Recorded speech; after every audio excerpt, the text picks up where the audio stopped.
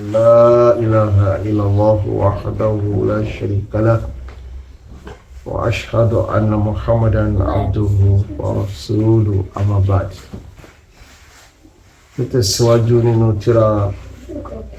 زاد المعاد في هدي خير العباد الإمام ابن قيم الجوزية رحمه الله. ونقرأ الدواء أو التداوي الشرعي بما لو يوصى لنا الشريعة با فوصي ابن الله èyí tá a sọ fún wa pé àìsàn ló má ṣe wá táìsàn bá ti ṣe wá olórí rẹ̀ jalla subhana ó ti fi òwúsá rẹ̀ ó ti fi síbi ìdàkejì àìsàn yẹn. ó tẹ̀síwájú afáàní wa man ta'ammala khalqal adidadi fi hadhal alam. wọ́n lẹ́yìn tó bá ronú sí olórí rẹ̀ jalla subhana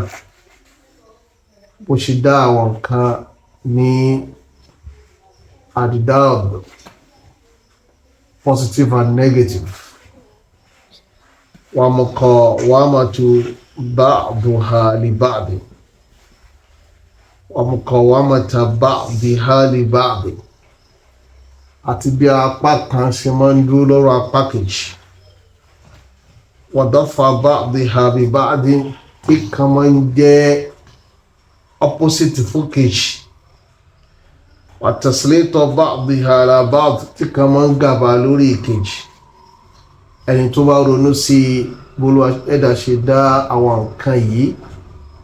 wọ́n ní subhanalladhi khalaqal azwaja kullaha. olùwẹ̀dẹ́dà jalla subhana ó ní mọ́ni fún wọn Allah tó ń dá àwọn nǹkan ní méjì méjì méjì. ìsánù Kùránì nìyẹn ló ń dá nǹkan ní méjì méjì kódà tó fi débi àwọn irúgbìn méjì méjì ni wọn. àárí akọ irúgbìn àárí abo irúgbìn. wọ́n tó bá dúró sí gbogbo àwọn nǹkan yìí tabayyana lahu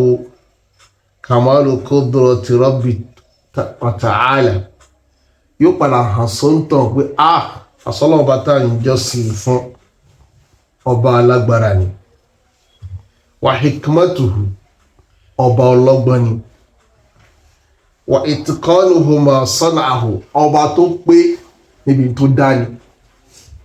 olùwẹ̀dẹ́dà dá nǹkan gbogbo tó dá ó dá pé àwọn nǹkan tó dá kò ní àbùjẹ̀ǹjẹ̀kù. so a finite wisdom al-hikmatu al-kamilatu al-baligatu hikmatu al-kamila ó ń bẹ ní gbogbo tó lọ́ba jalla subhanahu wa ta'ala tó dá. wọ́n ní watafarruduhu birububiyya yóò tún hàn sóńtàn pé àṣẹ pé Ọlọ́run ọba nìkan olóni kó dá olóni kó máa tọ́jú olóni kó máa rí gbogbo tó bá dá. wal wahdaniyya òun sì nìkan sóní ìjọsìn tọ́sí yóò padà hàn bẹ́ẹ̀ wal qahar òun sì nìkan lọ́ba alágbára ọba tó lè gàba tó lè jẹ gàba lórí àwọn nǹkan tó dá. tó kò sí kankan tó lọ dẹ́dà wá dá jalla subhanahu wa ta'ala tó lágbára jọ lọ́wọ́ lọ ní ibo sí ibo. èyí ó dá nǹkan tó wá dá wà tó wá lágbára jùlọ ara o. ọmọ èdè ènìyàn ló discover electricity sì rí ni ó lágbára ọmọ èdè ènìyàn lọ. ọmọ èdè ènìyàn discover electricity sì lágbára ọmọ èdè ènìyàn lọ. so lọ́wọ́ jalla subhanahu wa ta'ala tó dá electricity ò lágbára tó lọ jalla subhanahu. Ọlọ́run ló dá electricity o tó yé wa kílọ̀mù ìdí ni ẹ̀sìn sí discover it. Allahu khaliqul kahraba Olúwa ló dá electricity o ló dá àwọn ọkọ̀ ojú omi ńlá tó ń lọ lórí ibùdó o ló ń dá àwọn ọkọ̀ òfurufú tó ń lọ àtàkọ̀ ojú orin àtọkọ̀ tó ń lọ lórílẹ̀ o ló dá gbogbo ẹ̀ pátápátá. ọmọ èdè ènìyàn discover wọn ni pé nítorí náà dá àlè eléyìí o àlè da ọ́ìlì síbi o wọ́n kọ́ mọ yí eléyìí o òdì tí ó máa róòlù. wọ́n ní wa anna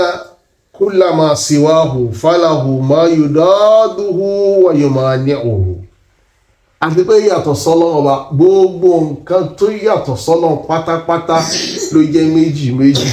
tí ó mọ̀ jẹ́ positive and negative. positive and negative ọkùnrin rẹ̀ obìnrin lélẹ́yìí ọkùnrin positive obìnrin negative àkàsọ pé obìnrin positive ọkùnrin negative àrùkò yẹ wa kama annahu al-ghaniyyu bi dhatihi kí bó ṣe jẹ́ pé ọlọ́run bá wa tó rọrọ̀ fúnra lára rẹ̀ ní ó rọrọ̀ pẹ̀lú záàtù rẹ̀ ní ti pàápàá rẹ̀ wa kullu ma siwahu muhtajun bi dhatihi ṣùgbọ́n gbogbo tó yàtọ̀ sọ́lọ́ wa jalla subhana àwọn ní bùkátà sí záàtù ọlọ́run àwọn ní bùkátà sí kọ́lọ̀ ọ̀la kó máa kó àwọn lọ́wọ́. afáàná fil ahadith as-sahiha al-amru bit-tadawi sọ́wọ́ hadith àti kà níjòkó tó lọ tó sahih tó ń pàṣẹ pé ká máa ṣèwòsàn ká máa lo ewé àti egbò ká máa lo fẹ́ńsìkì ká máa lo panadol fáwọn àìsàn wa annahu la yunafi tawakkula àti pé ìmọ̀lẹ́wé àti egbò láti fi ṣèwòsàn ìmọ̀lẹ́wé àti egbò láti fi ṣèwòsàn láti ṣe bí àgbo lọ́nà tó bá ìmọ̀ ìjìnlẹ̀ lọ. La yunafi tawakkula ìyẹn ò túmọ̀ pé tó bá ti wá lo paracetamol àbó lo atẹmẹ́ta pé kò ní gbèǹlé ní ọlọ́run ọba rárá o. kama la yunafihi dafu da àlejò kí bó ṣe jẹ́ pé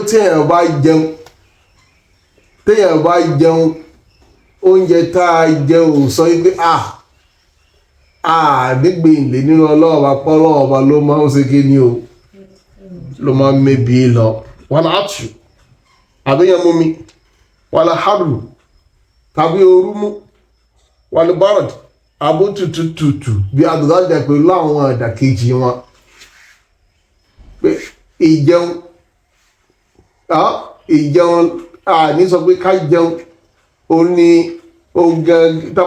tábà ti jẹun àjẹpẹ àgbára lọ́lọ́run gbé ọlọ́run ló máa ń jẹ́ kéèyàn yó tẹ́yẹ̀ bá ti mú mi àjẹpẹ àgbára lọ́lọ́run bá tó jẹ́ pé ló máa ń jẹ́ kéèyàn sí kíni kéèyàn rẹ̀ ń gbẹ àti bẹ́ẹ̀ bẹ́ẹ̀ lọ rárá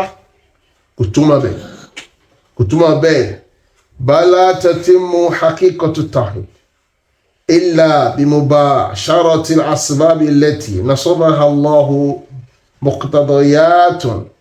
limusabbayatiha àbí ká sọ yí pé in tó ṣẹlẹ̀ gangan ni pé tawhidi èèyàn nípa ọlọ́run ọba ìmọ̀lọ́run ọba lọ́kan ṣoṣo wa ò tí ì lè pé àyègbà tá a bá tó múlò àwọn sábàbí tọ́lọ́run ọba jalla subhana tó ti gbé kalẹ̀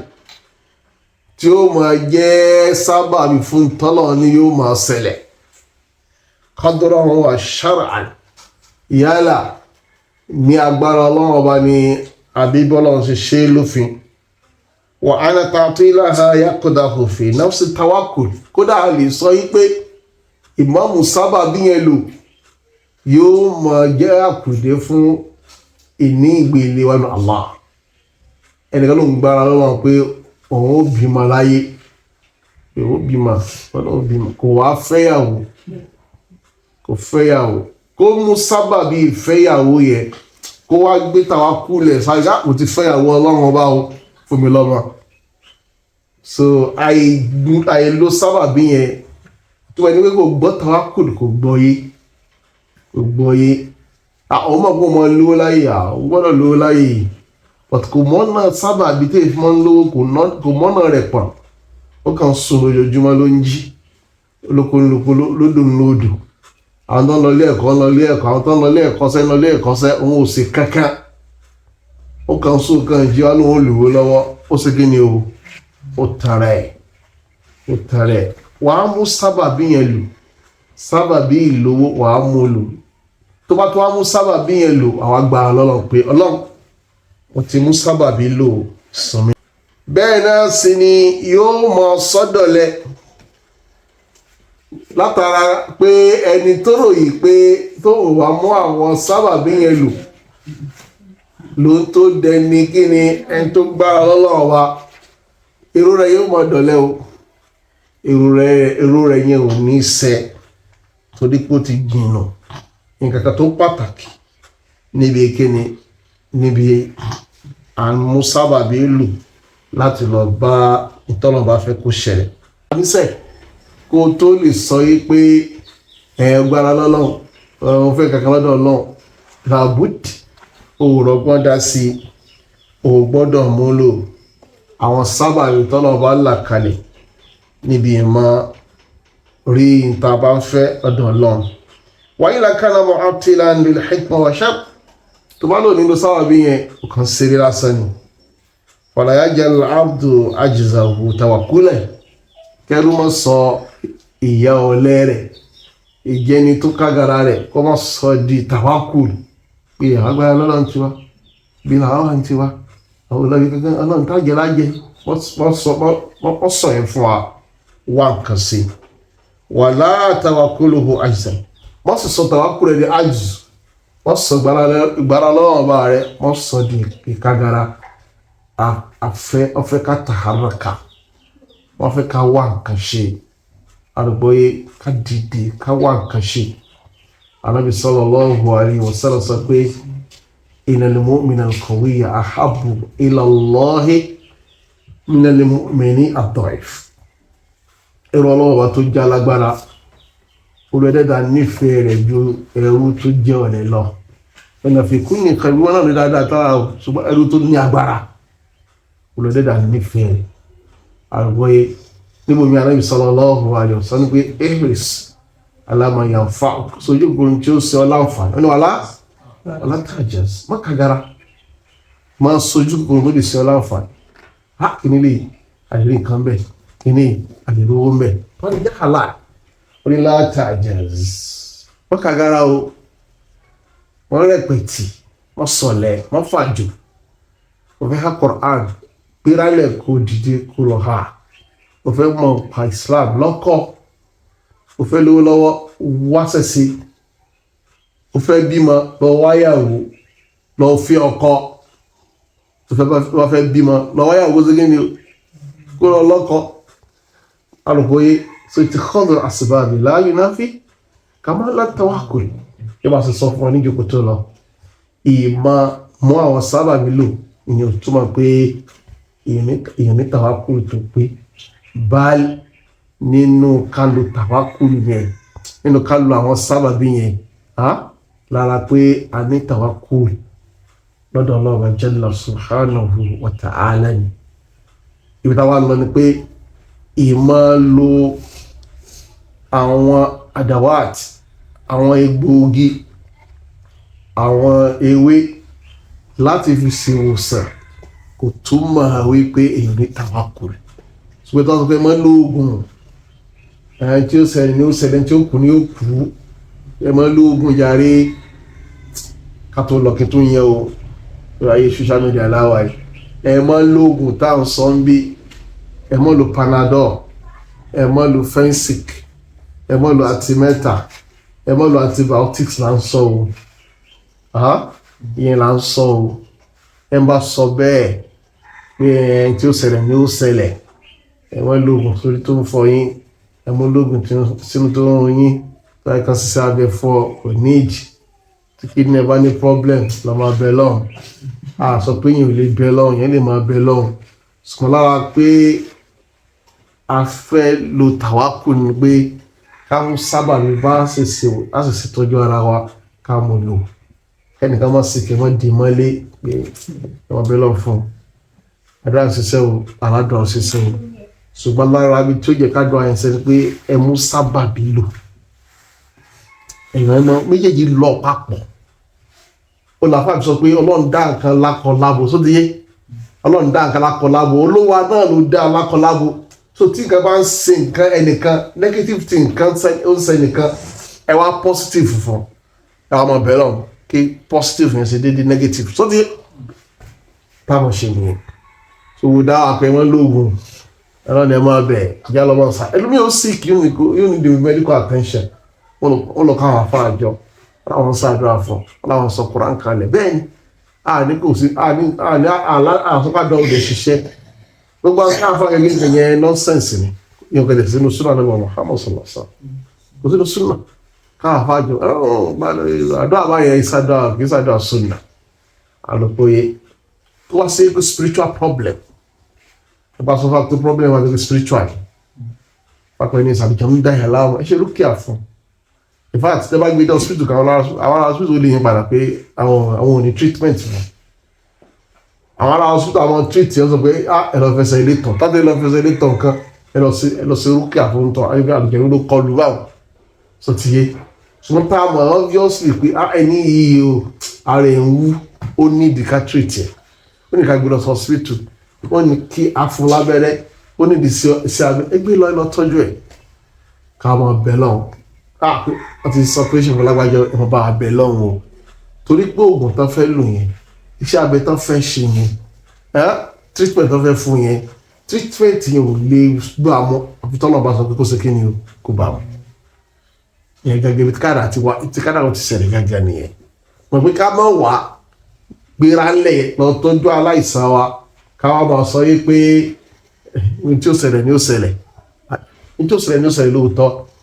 ọ̀tá bá fagọ̀ pọ́ńtọ̀ yóò wà ní kádàrà pé afagọ̀ ṣe kíni o fagọ̀ pa lẹ́rẹ́ rà kó jẹ́ ká gbádà yín yẹn inshallah ta'ala dùn bí